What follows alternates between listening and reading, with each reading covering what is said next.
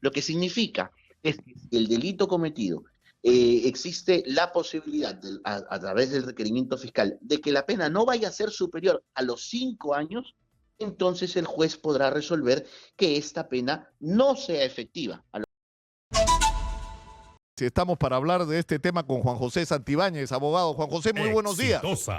Nicolás, muy buenos días y muchísimas gracias por la invitación para tratar pues esta modificatoria que se hace con la finalidad supuestamente de buscar un mecanismo de deshacinamiento de los establecimientos penitenciarios, ¿no? Primero explícanos, Juan José, ¿qué es exactamente lo que se ha resuelto?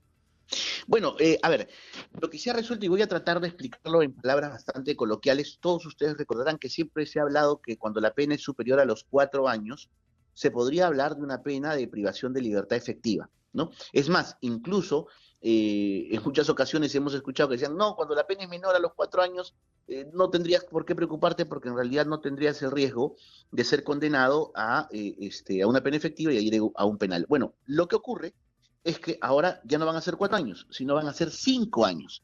Lo que significa es que si el delito cometido existe la posibilidad, a través del requerimiento fiscal, de que la pena no vaya a ser superior a los 5 años, entonces el juez podrá resolver que esta pena no sea efectiva, a lo que se está denominando una conversión de pena privativa de la libertad. Y por otro lado, se está disponiendo que aquellas penas impuestas no mayor de 10 años puedan ser, no puedan ser, o pueda ordenarse la libertad de estas personas a través del uso de la vigilancia electrónica personal, es decir, de los grilletes electrónicos. Lógicamente que tienen que concurrir determinados requisitos porque hay delitos sobre los cuales esto no va a poder aplicarse. Entonces, adicionalmente a ello, se ha dispuesto también la modificación del artículo 283 referido al cese de la prisión preventiva en cuanto se obliga a que los jueces penales hagan una revisión de oficio cada 6 meses sobre la concurrencia de los graves y fundados elementos de convicción que fueron utilizados cuando la medida fue dispuesta y advertir si es que existen la posibilidad de que la persona pueda obtener su libertad a través de esta disposición que el juez ordene. Lógicamente va a tener que hacerlo en una audiencia en donde el Ministerio Público tendrá que concurrir, el imputado, su abogado, y determinarse si es que los graves y fundados elementos que sirvieron para dictarle la prisión subsisten o si es que su variación pudiera concederle ese privilegio de obtener su libertad. Como vuelvo a reiterar, estas son medidas que en realidad, de acuerdo a lo que podemos revisar, buscan el deshacinamiento de los penales por el supuesto uso, creo yo, en realidad en muchos casos, Nicolás, excesivo de la prisión, pero también hay que tener cuidado de quiénes pueden acogerse, porque lamentablemente, y esto quiero ser absolutamente claro, pues nuestra justicia no es ajena a actos de corrupción. Y es absolutamente conocido que así como existen buenos policías, hay malos policías, buenos fiscales, hay malos fiscales, buenos jueces, hay malos jueces. Entonces, esperemos que estas medidas no contribuyan a que organizaciones criminales o ranqueados delincuentes puedan beneficiarse de manera irregular, aduciendo que cumplen con estos presupuestos materiales de la norma y puedan pedir su libertad o puedan pedir pues el uso de un grillete electrónico. Tenemos que ir a la pausa. Juan José, yo quisiera que al regresar hablemos un poco de la cantidad de gente que en el Perú en este momento está en prisión preventiva y cuáles son los efectos prácticos que esto podría tener en lo inmediato. Regresamos, por favor, tras la pausa. Son las 8:29 de la mañana, estamos en Exitosa. Volvemos. Estamos en Exitosa, la voz que integra el Perú, 95.5 de la FM en Lima. Estamos en el canal 34 de Movistar. Soy Nicolás Lucar.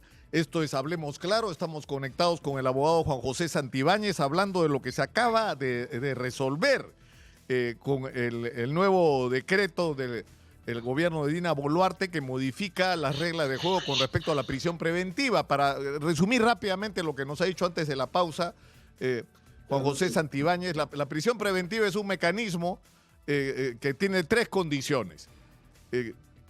Tenía que haber, como dicen los abogados, fundados elementos de convicción que estabas involucrado en un delito cuya pena era mayor a los 4 años. 1. 2, que había un peligro de fuga. Y 3, de que podías interferir o como dicen los abogados, significar un peligro procesal, es decir, que tu permanencia en libertad pudiera significar una interferencia en el proceso de las investigaciones. Cada vez y la prisión preventiva podía durar hasta 36 meses. Exitosa. Cada vez que un político o un empresario encopetado era metido preso en prisión preventiva por corrupción, drama nacional. Salían todos los opinólogos, ¿no?, a hablar con la mano en la frente sobre el abuso de la prisión preventiva. Y no se hablaba de la cantidad enorme de peruanos y peruanas que están presos con prisión preventiva, sin sentencias y con los procesos en muchos casos parados. Juan José, hablemos de esa realidad. ¿Cuántos peruanos tienen prisión preventiva hoy? Bueno, Nicolás, antes de responder esa pregunta, quisiera agregar un presupuesto adicional a los que tú ya has referido, que es el presupuesto de la prognosis de la pena, que es un presupuesto que guarda estricta relación entre la naturaleza jurídica de la conducta que se está atribuyendo y la pena que presumiblemente la persona podría recibir y que necesariamente para que la prisión preventiva se tendría que ser mayor a 4 años. Hoy, con esta modificación, ya no son 4, son 5. El problema de la prisión preventiva, no solamente en el Perú, Nicolás, sino en Latinoamérica, es advertir si es que la prisión preventiva realmente es una medida excepcional o es una regla. Lamentablemente, en el Perú, muchos de los magistrados o jueces que administran justicia la han adoptado como una regla. Y eso ha generado, de acuerdo a la prisión preventiva en América Latina y un cuadro comparativo elaborado por World Prison Brief, que es una institución muy respetable, en el Perú aproximadamente hasta el año 2018 el 39.8% de personas recluidas en un penal era por mandatos de prisión preventiva, es decir, sin sentencia. Más de que casi el 40% de la población penitenciaria. 30.000 presos o más. Aproximadamente, porque si nosotros consideramos que actualmente, de acuerdo al cuadro estadístico que dio el Instituto Nacional Penitenciario en el año 2018, el INPE, aproximadamente existen 90.516 presos, lo que implica un hacinamiento del 128% para cárceles preparadas solamente para un promedio de 30.000. Entonces estás hablando que aproximadamente un 30% de las personas recluidas en los establecimientos penitenciarios están recluidas por prisiones preventivas. O sea, estás hablando de 35.000 personas de las que no... Es decir, lo que se ha hablado es de la injusticia de la prisión preventiva para los políticos. En el caso de Keiko está ahora en el centro de la tormenta por las críticas que hizo Rafael Vela en una resolución judicial. Es otro tema, ¿no? Pero digamos, cada vez que un político le ha tocado la prisión preventiva se ha declarado perseguido político, abuso judicial, pero el político era liberado de la prisión preventiva, o lo que en el caso de los Grañas les levantan la prisión preventiva y ya nos olvidamos del tema y nos olvidamos de los 35.000 peruanos que están fregados con esto. Pero mira, no hablemos de los políticos, sino hablemos del ciudadano de a pie. Yo me acuerdo mucho que tú en tu programa, el año pasado, no sé si te acordarás, tocaste un caso de un padre humilde, de un albañil, que había respondido a un robo de un delincuente con arma y le metió un ladrillo y lo mató. Y al final se va a la audiencia de prisión y el hombre termina preso, ¿no? O sea, termina detenido porque había hecho uso para mí, de su legítima defensa con un ladrillo frente al robo de su celular con un arma de fuego, ¿no? Y la consecuencia había sido la muerte del delincuente. Y lo que hizo el juez fue disponer su prisión preventiva alegando que no contaba con arraigos suficientes para acreditar que iba a hacerse cargo o responsable del proceso penal. Entonces existen muchas cuestiones, como vuelvo a reiterar, que en realidad tienen que revalorarse para advertir que la prisión preventiva no es una excepción, no es una regla, no es una condición, en este caso, del proceso penal, de que una persona que pudiera ser condenada necesariamente tenga que sufrir los avatares de una prisión preventiva. Claro, pero si no se cumplen los presupuestos, entonces la medida tiene que ser la de comparecencia restringida, y no la de prisión, porque la de prisión debe ser la de última ratio. Estamos hablando de una privación de libertad, que significa la privación de un derecho humano. Lógicamente que existen digamos, imputaciones sumamente graves que merecen, sin duda, la práctica de esta prisión preventiva, pero no es en todos los casos. Ahora, ¿qué va a implicar esto en términos prácticos, Juan José? O Lo sea, que sucede en porque términos... esto debería ser de aplicación inmediata, ¿no es cierto? O sea, todas las Sí, personas correcto. que estén privadas de su libertad y cuyas sentencias podrían ser menores, iguales o menores a 5 años, tendrían que salir en libertad de inmediato. Claro, lo que pasa es que tendrían que solicitar en este caso la conversión, lo que dice la norma, el decreto legislativo, la conversión de la pena privativa de libertad. Tendrían que presentar la solicitud correspondiente y en este caso proceder a su evaluación. Ahora bien, en el tema, por ejemplo, de la cesación de la prisión preventiva, tenemos que tener presente que nuestro Código Procesal Penal ya establece un mecanismo de cese de prisión preventiva y establece que frente a nuevos actos de investigación que el Ministerio Público pudiera desarrollar que ataquen directamente los graves y fundados elementos de convicción que sirvieron para el dictado de la medida, puede generarse una audiencia de cese que se solicita ante el juez penal. Aquí lo que se está fortaleciendo es la medida de que el juez de investigación preparatoria cada 6 meses, es decir, transcurridos 6 meses, desde el inicio de la prisión preventiva hasta la última audiencia llevado a cabo, tiene que llevar o tiene que, mejor dicho, analizar de oficio, ni siquiera ya a pedido de las partes, sino de oficio en una audiencia virtual e inaplazable,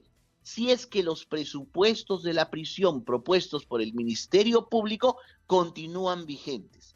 Si no han sido desvirtuados, ¿para qué? Para que en base a esos elementos de convicción recabados con posterioridad y que inciden en la investigación, la prisión debe o no debe mantenerse. Es decir, ya no queda supeditado al pedido de la defensa de cese, sino que el juez de investigación preparatoria tiene que hacerlo de oficio. Ahora, mi pregunta, Nicolás, siendo un abogado litigante y conociendo la realidad de nuestros procesos, yo diría, ¿hay personal para eso?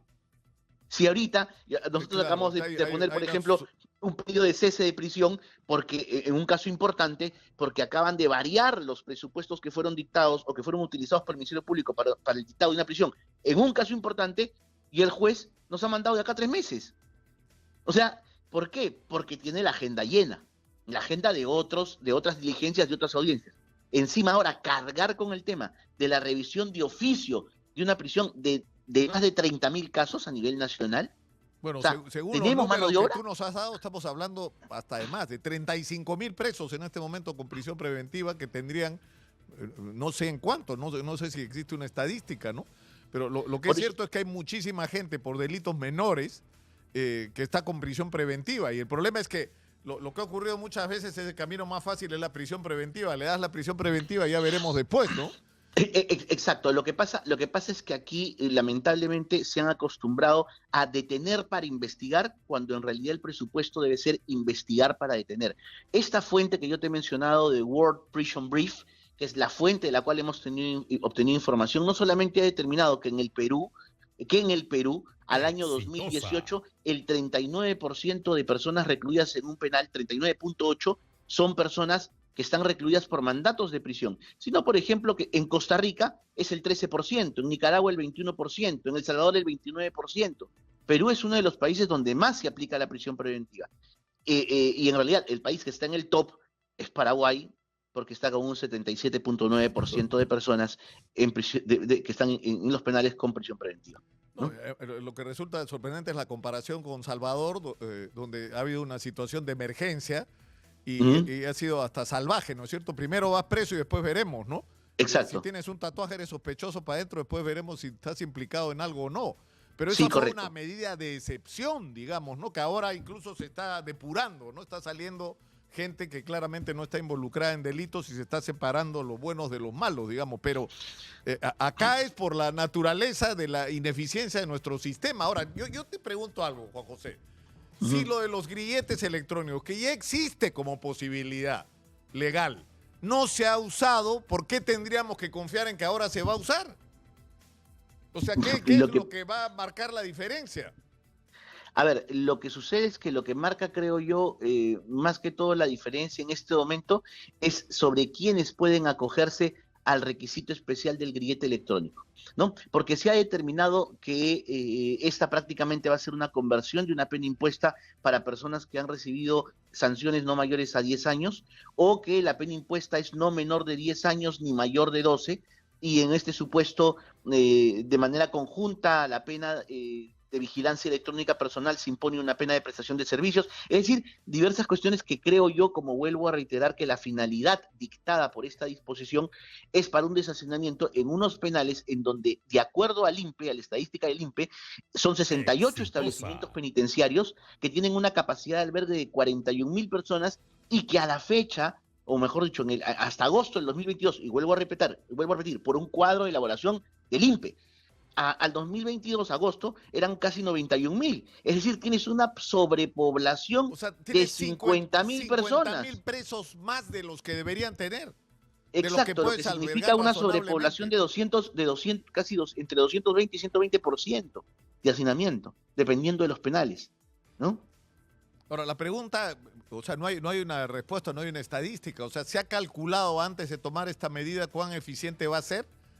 Es decir, Bueno, ¿cuánta gente con una previsión de pena de 5 años o más sería beneficiada con esta medida? O sea, menor de 5 años.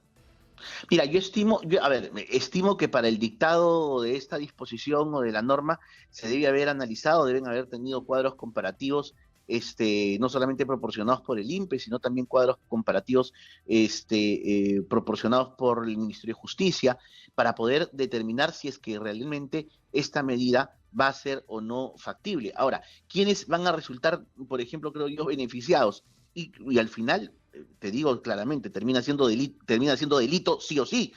Por ejemplo, la omisión de asistencia familiar, ¿no? O sea, aquel padre, o mejor dicho, ni siquiera padre, aquel sujeto, diría yo, que habiendo engendrado a un ser humano, no cumple con su obligación de pasarle alimentos y generándole un grave daño. O sea, ahora probablemente muchos de estas personas quieran acogerse a estos beneficios y finalmente no se en libertad. Debería haber, si tú haces una ley cuyo objetivo es el deshacinamiento, tú tendrías que haber hecho una proyección, ¿no es cierto? Si yo aplico esta ley, van a salir 8, 10, 12.000 personas de la cárcel y eso va a bajar la presión.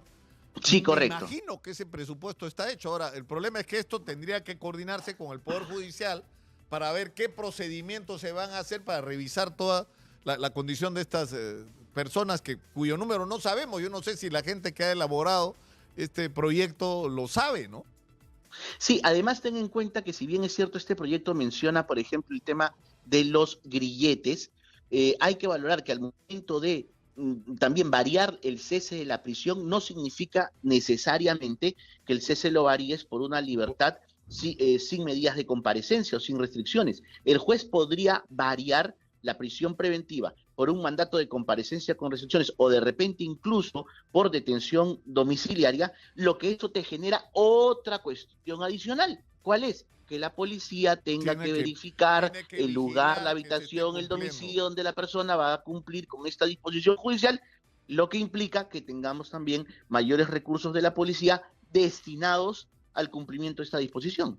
Claro, ahora. O sea, son varios claro, que están alrededor de ese tema. Porque es un asunto mucho más complejo. En las correcto. conversaciones que yo he podido tener, y sobre este tema espero que podamos tener una la próxima semana con Javier Arévalo, el presidente de la Corte Suprema, que él es muy crudo y muy realista. Por ejemplo, el presupuesto a mí me parece que de mucho coraje lo que ha hecho. Él dijo ¿sí? Yo no puedo firmar esta acta donde me están dando un presupuesto que ni de lejos alcanza para lo que necesito. Cuando tengo sobrecarga, cuando tengo falta de personal, atraso en el pago de compromisos laborales, necesito hacer las unidades de flagrancia, necesito meterle tecnología de modernización, ¿no? A los procesos. Entonces, con esta plata no puedo. Pero esto a lo que nos lleva es que en realidad el asunto de fondo es que necesitamos una justicia que actúe con mayor eficiencia, ¿no? Es correcto. Para que no tengas que recurrir a las prisiones preventivas como mecanismo para reemplazar la ineficiencia del sistema. Es correcto. Claro, pero ¿qué se hace, Juan José? ¿Por dónde empezar? Lo que pasa es que yo creo, Nicolás, que aquí lo que tiene que hacerse es una gran reestructuración del sistema.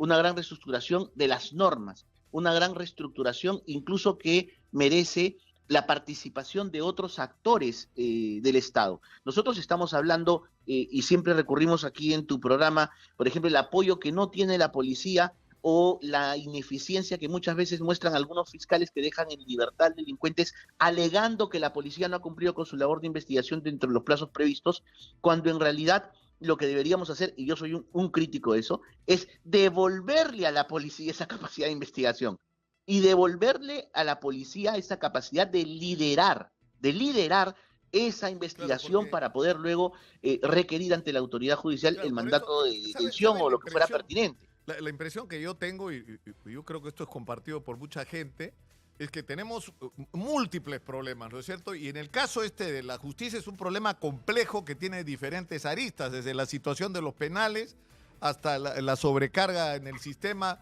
la lentitud en los procesos, la corrupción que hay en algunos miembros del sistema de justicia, es decir... mira, Nicolás, y voy a decir algo que probablemente... Tú le estás diciendo ahora... Porque... Y yo voy a decir algo que probablemente encienda las calderas, ¿ah? Te lo voy a decir. Incluso, Nicolás, con lo que tú acabas de decir hace un momento en el reportaje anterior, incluso el tratamiento que se le está dando al menor y al adolescente. Porque resulta que al menor de 16 años o 17 años que empuña un arma, que mata a una persona, no lo puedes juzgar por la comisión de un delito, sino una falta. Porque el menor merece, entre comillas, la protección constitucional del Estado, cuando hoy por hoy tenemos sicarios que no superan la mayoría de edad. ¿Y cómo los tengo que juzgar entonces? Claro. O sea, necesitamos realmente una reforma verdadera, que lo que haga sea pero fíjate, otorgar al Estado todos los instrumentos y las herramientas para combatir la delincuencia en todos sus niveles. Ahora, todos sus niveles. Pero el tema, a lo que iba es a esto, ¿no es cierto? Que se toman medidas aisladas sin que esto sea parte de una estrategia compleja para resolver el asunto de fondo, porque si el presidente de la Corte Suprema dice el presupuesto me está dando no me alcanza para todo lo que tengo que hacer unidades de flagrancia por todos lados, tengo que automatizar el sistema de justicia, tengo que sacarme de encima la carga procesal, necesito infraestructura ya, y ahora le agregan esto. O sea, esto va a requerir presupuesto, esto cuesta, aplicar este decreto cuesta. Correcto. ¿Con qué plata lo va a hacer Javier Alevo? ¿Dónde va a sacar? Como te vuelvo a repetir, o sea, si los jueces de investigación preparatoria no tienen fechas para audiencias de cese, que tienen ya semanas de solicitadas, y ahora les exiges que lo hagan de oficio, o sea, esto va a necesitar más personal, más logística, más jueces probablemente, ¿no? Que se encarguen de esas situaciones, pero es una locura. Punto aparte, ha habido un incidente en San Martín de Porres, un efectivo de Águilas Negras abatió a un delincuente que intentó robarle sus pertenencias a mano armada. El policía está detenido en este momento. Correcto. O sea, está en el procedimiento, ¿no? Mira, ¿Qué debería pasar en este caso? Porque otra vez estamos enfrentados al mismo tema, ¿no? Lo que pasa es que acá hay una cuestión, Nicolás, y mira, y compartiendo, por ejemplo, la posición que el congresista Fernando Rospigliosi ha alegado en muchísimos programas. Ojo, no comparto muchas cosas con él, pero creo que tiene muchas cosas acertadas, como el tema de identificar que hay que diferenciar la proporcionalidad de la razonabilidad. Incluso y lo comentaba él en diversos programas, el ministro que acaba de ser censurado quería incorporar nuevamente el tema de la proporcionalidad, cuando lo que nosotros debemos defender es que nuestros policías gocen de razonabilidad para el uso de las armas de fuego y no de proporcionalidad, porque la proporcionalidad lo que hace es limitar el ejercicio del poder coercitivo que tiene el efectivo nacional de la Policía Nacional para combatir, en este caso, la delincuencia. Lo que hace el efectivo de la Policía Nacional es hacer uso legítimo de su arma, del arma de reglamento. ¿Para qué? Para evitar la comisión de un ilícito de una persona que también está con un arma y que lo asalta y que lo roba. Entonces, si nosotros no protegemos a nuestra Policía Nacional en sus intervenciones, no protegemos, por ejemplo, a los efectivos SWAT que hasta ahorita vienen siendo procesados en la justicia penal por haber dado de baja a supuestos delincuentes en diversas intervenciones policiales, y los tenemos juzgando ya 3 años. O sea, ¿qué pretendemos? ¿Qué queremos? El Estado no debe tener un nivel de fuerza proporcional. El Estado lo que debe tener es un nivel de fuerza racional. ¿Y por qué digo que no puede ser proporcional? Porque la proporción de lucha contra la delincuencia que yo como Estado tengo no puede ser igual a la del delincuente. Tiene que ser superior. No, claro. Si el Está delincuente... clarísimo, Juan José. Exacto. Esto no es el Yanquempó, ¿no es cierto? El cuchillo, Exacto. pistola. Ah, entonces vas preso el policía por usar pistola porque él tenía cuchillo. Ya, calibre 22. Ah, no, tú tienes 38, entonces vas... O sea, en fin. Muchas gracias, Juan José.